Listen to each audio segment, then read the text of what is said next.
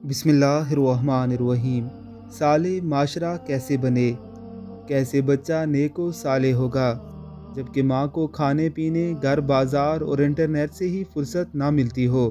बच्चा कैसे हाफिज़ कुरान और आलम बाअमल बने जबकि उसके वालिदैन को फेसबुक पर घंटों फजूल चैटिंग करने की फुर्सत तो हो, लेकिन बच्चे को आधा घंटा कुरान शरीफ का आधा सफ़ा या एक हदीस याद करवाने के लिए टाइम ना हो। बच्चा नेक कैसे बनेगा जबकि उसके वालिदैन बच्चे को रोज़ थोड़ी देर भी नेक लोगों के सबक आमेज़ वाक़यात सुनाने की फ़ुर्सत ना पाएँ।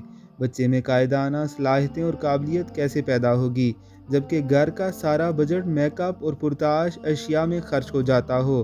घड़सवारी, तीरंदाजी और तैराकी सीखने में घर के बजट में कोई गुंजाइश ही न रखी जाए।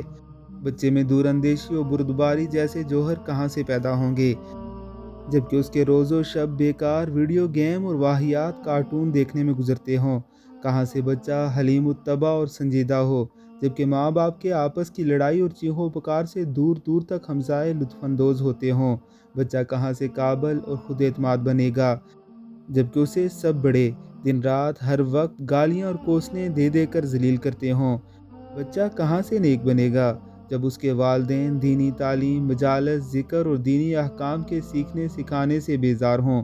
बच्चा कैसे नेक बनेगा जब बाप को बच्चे की तालीम दिलवाने और माँ की तरबियत में हाथ बटाने की फुर्सत न हो।